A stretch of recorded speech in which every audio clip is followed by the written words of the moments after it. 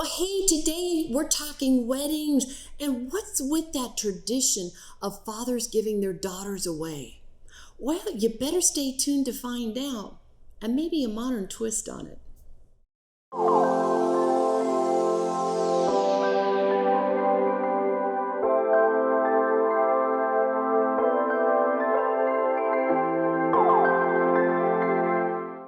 Well, hello everyone. It's Heidi Dulabon. I'm delighted you're with me. It's wedding season. Oh, I know my invitations are coming in. I can't wait. I'm so excited to be included in someone's big day.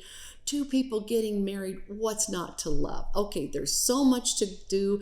If you're the person getting married, hearty congratulations.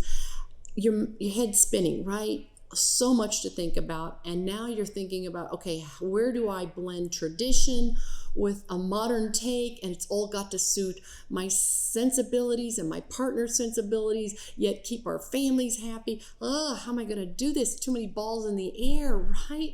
Well, let's just unpack one thing today. I'm happy to unpack all of it with you. Drop me a comment, but I'd love it if you'd like this video, and please hit that subscribe button. It's easy. Just hit that subscribe button and we can do so many more things together. Okay, so we're going to look at this element of your wedding today.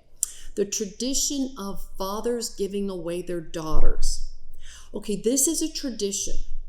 This tradition has been going on for centuries, actually for millennia. Yes, for centuries, daughters were considered property. I know you don't want to hear it, but that's history. Daughters were considered properties of their father. And yes, lots of times, centuries ago, a wedding, the father would it was different in different cultures.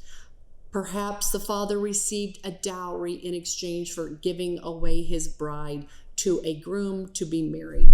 So the tradition of giving away the bride has to do with being property, but it has even further roots to millennia. Yeah, we are talking ancient Greece, ancient Rome. Yes, the ancient civilizations. Marriage was a very big deal then.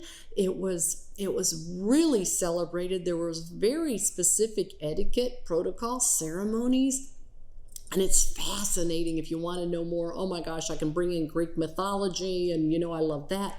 So there's so much to learn about that. But this tradition is nothing new centuries ago, because the ancient Greeks were doing this. And they had a 3-part ceremony for weddings. The first part would be the night before the wedding. And the father of the bride would host a lavish dinner for the bride to be with her family and close friends, her last night as a single person. The next day would be the wedding festivities.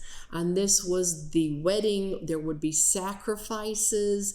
I know it's kind of, but this was part of the tradition in ancient Greece.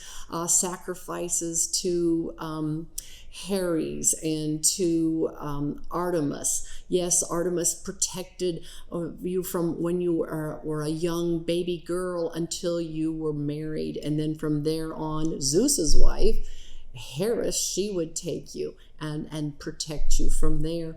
So there were all these traditions. In the tradition of the father of the bride, he put on the party, and at the wedding, he was front and center.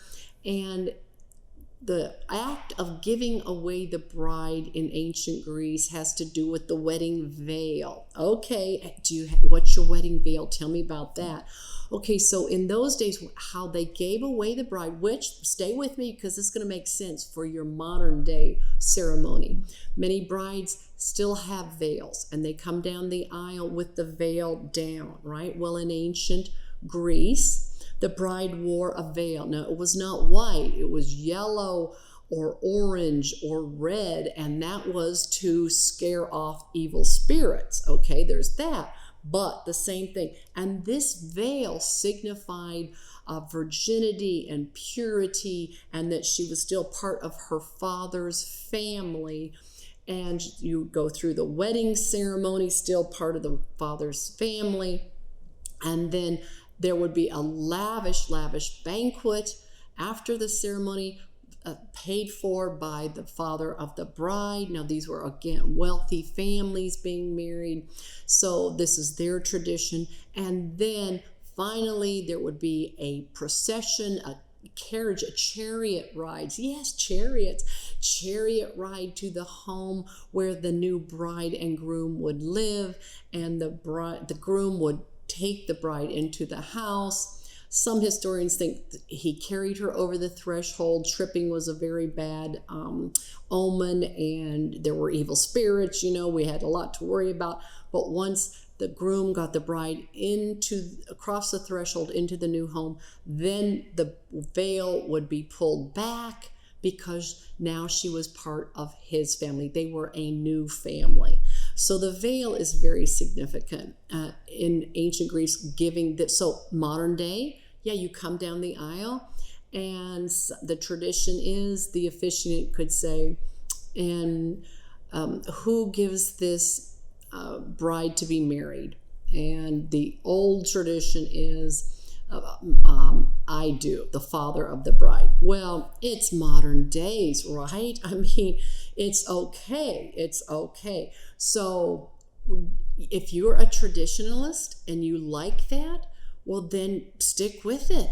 You know what? Because when you're getting married, you get few days that are all about you and your life. Well, this is one of them. And milk it. Just go for it. So you do you. You do what you're comfortable with.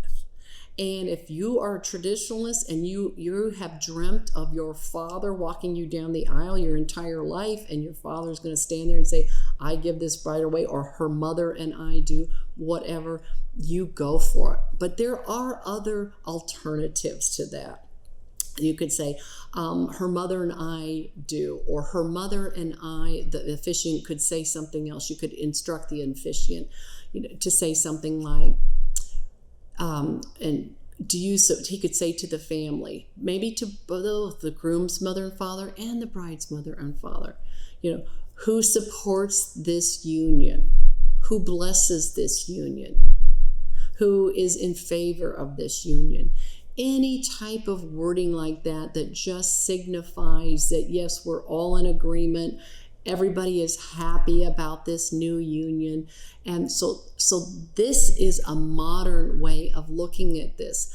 And you can, but still with the old ancient Greek, pulling back the veil, that means the new life, leaving the father or the mother and father. You're leaving your old world, veil on, old world, new world, veil comes back.